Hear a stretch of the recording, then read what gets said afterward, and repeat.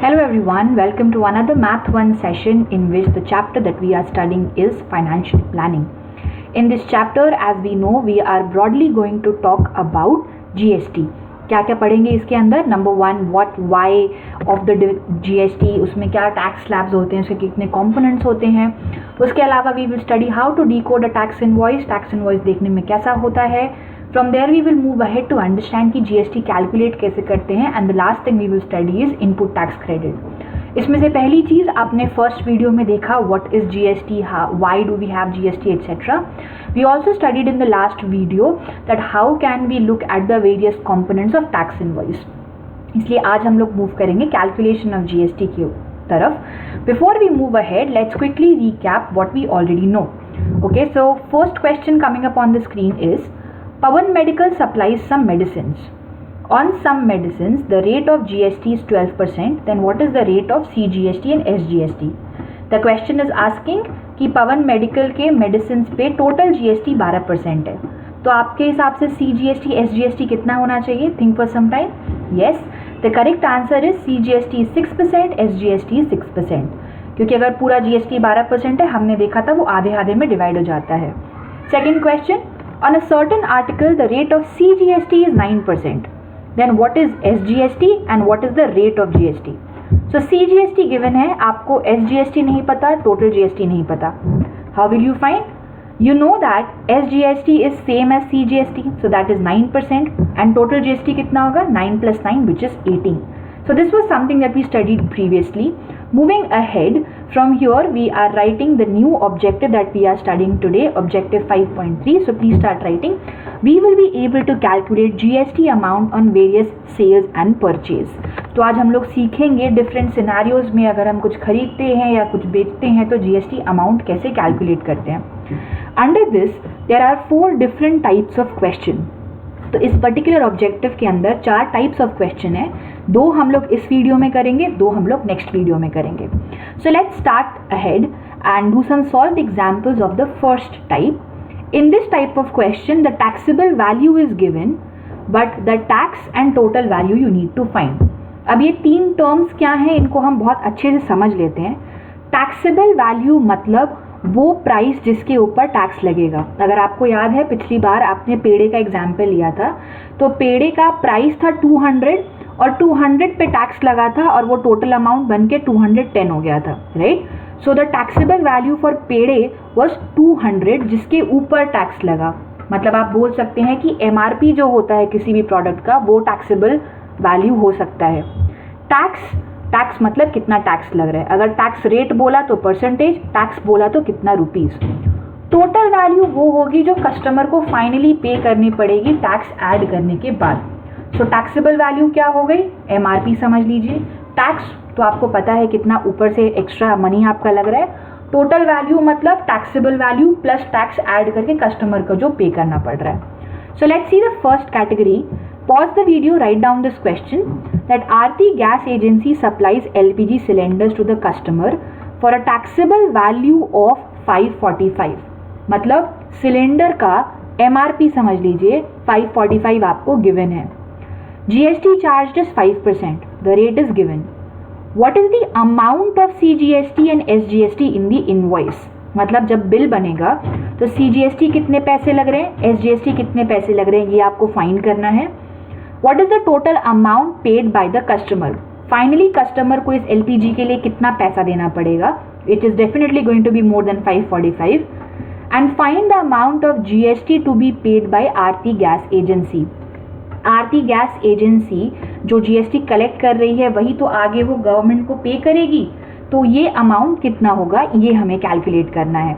मतलब basically tax amount और कुछ नहीं. जितना टैक्स वो कस्टमर से लेगी उतना ही टैक्स वो गवर्नमेंट को आगे दे देगी. So let's see this question one by one. Okay, so what is given to us is rate of GST is 5%. From there we can divide it into 2 parts. वहाँ से CGST मिल जाएगा, SGST मिल जाएगा 2.5. अब आपको amount calculate करना है. तो amount जो होगा कितना टैक्स लग रहा है वो हमेशा टैक्सेबल वैल्यू पे होगा. इसीलिए we are going to find 2.5%, 2.5 by 100 of 545 जो सिलेंडर का टैक्सेबल वैल्यू था. सॉल्व करके you are going to get 13.625, जिसको राउंड ऑफ करके ₹13.63 is the CGST. Now if you get CGST you can directly write that CGST is equal to SGST. दोनों हमेशा बराबर होंगे, दोबारा कैलकुलेट करने की ज़रूरत नहीं है. It is 13.63 again. अब क्या करेंगे? From here अब हमें प्राइस पता है कितनी थी, टैक्स पता चल गया. यू कैन डायरेक्टली फाइंड कि कस्टमर को कितना पे करना पड़ेगा. कितना पे करना पड़ेगा? It is the taxable value जो कि उसका MRP था उस टाइम पे, प्लस CGST प्लस SGST. जब हम इन तीनों को ऐड करेंगे, taxable value was 545, CGST 13.63, SGST 13.63, which on addition gives you 572.26. When you are adding, please keep the decimal in mind. यहाँ पे 545 के बाद कोई डेसिमल नहीं है, बट यहाँ पे डेसिमल्स हैं, तो इसलिए आपको यहाँ पे 0.00 लिखना पड़ेगा, उसके बाद एडिशन कीजिएगा. Now you got this, आपको मिल गया. अब लास्ट चीज़ आपसे पूछी गई थी कि कितना टैक्स पे किया जा रहा है. You can directly find the tax paid by the Aarti gas agency as CGST plus SGST, जिसको टोटल ऐड करके दोनों को ऐड करेंगे उतना ही तो टैक्स पे करें ना, 27.26. तो गैस सिलेंडर का MRP प्राइस टैक्सेबल वैल्यू 545 था, उस पर टैक्स लगा ₹27.26, जो कि आधा आधा CGST SGST में गया, और पूरा ऐड करने के बाद में उस कस्टमर को 572.26 पे करना है. So what did we find? The question asked for CGST, we found CGST. SGST पूछा, वो भी निकाल लिया. कस्टमर कितने पैसे देगा वो निकाल लिया. And the last component, the amount of GST to be paid, that is has also been found. So the question looked a little tricky, but जब आप लॉजिक से गए, फ्लो बाय फ्लो गए, it seemed very easy, because these are real applications. यहाँ पे ज़्यादा घुमा फिरा के आपको चीज़ें पूछेंगे नहीं, आप अपना कॉमन सेंस यूज़ करके भी आगे बढ़ सकते हो. Let's move ahead to solve one more example by yourself. So pause the video, write down this question. Messrs मतलब किसी भी कंपनी को जब हम लोग लिखते हैं तो ऐसे लिखते हैं, messrs. Messrs Real Paints sold 2 tins of lustre paint and the taxable value of each tin paint is ₹2,800. If the rate of GST is 28%, find the amount of CGST and SGST charged. तो simple है, आपको यहाँ पे सिर्फ CGST और SGST पूछा जा रहा है. ये निकालने के लिए पॉज करिए, सोचिए आप कैसे प्रोसीड करेंगे, and then we look at the solution. Let's come back and look at the solution. Now एक टिन का पैसा 2800 है, तो सबसे पहले देखेंगे कि कितने टिन्स खरीदे, 2 tins. So total taxable value कितना हो गया हमारा, ₹2,800 into 2, विच इज 5,600. राइट, एक टिन खरीदा तो 2800, 2 का मल्टीप्लाई किया. अब आपको टैक्सेबल वैल्यू मिल गया. अब आपको CGST SGST निकालना है, जो कि परसेंटेज के बेसिस पे निकालेंगे. अगर टोटल GST 28 है तो CGST 14 होगा, SGST 14 होगा, which means now you have to calculate 14% of the taxable value. 14% of taxable value when you calculate is going to give you ₹784. CGST SGST हमेशा बराबर होता है, so SGST is also ₹784. इतना ही पूछा था आपसे, ये भी नहीं पूछा गया कि कस्टमर टोटल कितना पे करेगा. So the question was only to find CGST and SGST, and that has been found. Let's move ahead to see another type of question then of the similar category. The taxable value of a wristwatch belt is ₹586. Okay, wristwatch के belt का दाम is 586. GST rate is 18%. You have to tell how much price the customer has to pay. तो इस case में आपको क्या करना है, taxable value given है, टैक्स निकालेंगे और फिर उसको ऐड करके टोटल कस्टमर की वैल्यू पता चल जाएगी. Let's move ahead and see what is the solution. So the taxable value is 586. SGST, CGST 9% each. CGST is 9% of 586, which on calculation gives you 52.74. SGST is the same, which is 52.74. Total amount जो customer pay करेगा is taxable value plus CGST plus SGST, which on addition finally gives you the total value as 691.48. तो इस case में belt की actual दाम 586 थी, extra tax हमने add किया और फाइनल वैल्यू जो कस्टमर पे करेगा is 691.48. Okay, this was the first type of question. Before we move type the second type of question, let's recap something about percentages on the basis of a few questions. So what is the first question? If in an exam of 200 total marks, you score 80, what is your percentage of marks? आपको ऐसे real life बहुत situations आते हैं, तो assume आपने एक paper दिया जो 200 मार्क्स का था, आपको 80 आया, आपका कितना परसेंटेज आया, that is what I need to find. कैसे कैलकुलेट करते हैं हम लोग परसेंटेज अपना स्कोर का? वी टेक कि मुझे आया कितना डिवाइडेड बाय टोटल कितने का पेपर था into 100, right? This is what we have been doing. कितना आया डिवाइडेड बाय कितने का पेपर था into 100, which in this case is going to give you 40%. ऐसे केसेस में it's very easy to 0 cancel कर देना चाहिए, ठीक है, एंड देन 2 से 80 कैंसिल करेंगे, 40 आएगा. Let's see another question then of the similar category. The total price I paid for a T shirt is ₹315. ठीक है, मैंने एक टी शर्ट खरीदी, उसकी टोटल प्राइस जो मैंने पे की which includes the taxes is ₹315. उस शर्ट की टी शर्ट की taxable value was 300. What percentage of tax did I पे? तो क्वेश्चन कह रहा है एक टी शर्ट थी जिसकी टैक्सेबल वैल्यू थी 300, मैंने उसका लेकिन प्राइस दिया 315. मुझे बताना है मैंने कितना परसेंटेज ऑफ टैक्स दिया.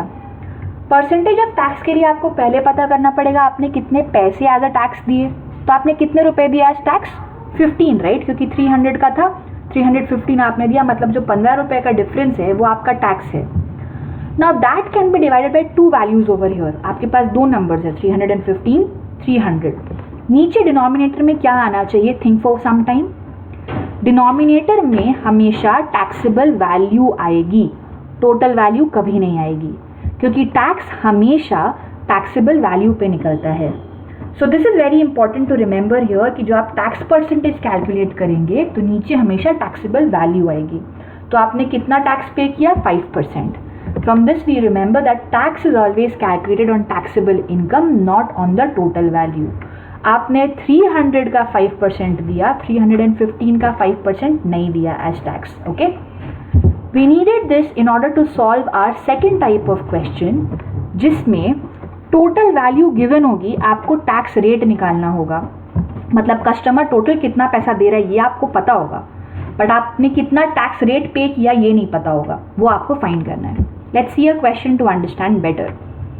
Courier service agent charged a total of 590 to courier a parcel from Nashik to Nagpur. So Nashik से नागपुर एक courier जा रहा है, टोटल पैसा जो आपको देना है is 550. In the tax invoice, the taxable value is 500, on which CGST is 45 rupees, SGST is 45 rupees. Rate is not given to you, you have to find the rate.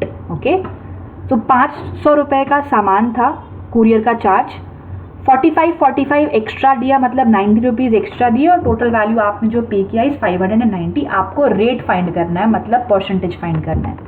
Let's see how do we proceed with such questions. It's simple enough. What you need to do is just find out कि total tax कितना पे किया divided by taxable income into 100. क्या? Total value of the service is 590, taxable value was 500. This is given to me. How much tax have I paid? You can directly say that 590 minus 500 rupees 90 I have paid as tax. Why am I saying this? Even if this information was not given कि आपने CGST 45 पे किया, SGST 45 पे किया, इस information के बिना भी आप निकाल सकते थे कि आपने कितना टैक्स पे किया just by looking at the difference of these two. ये निकालने के बाद अब आपको रेट ऑफ जीएसटी फाइंड करने के लिए सिर्फ ये फॉर्मूला यूज करना है, which is tax amount divided by taxable value into 100%. Tax amount कितना है? 90. टैक्सेबल वैल्यू कितना है? 500 into 100 which is going to give you 18%. तो आपने इस कुरियर सर्विस के लिए 18% टैक्स चार्ज किया. अगर आपको याद होगा हमने सर्विसेज के बारे में पढ़ा था, तब हमने पढ़ा था कि 18% कुरियर के चार्जेस लगते हैं. You get 18% back your. Well, it looked difficult but turned out to be very simple enough. तो आपने 2 types of questions देख लिए आज. And with this we have covered the first part of computation of GST, in which we covered the first type of question and the second type of question. In the next video we are going to cover the other 2. Thank you so much everyone for watching this video.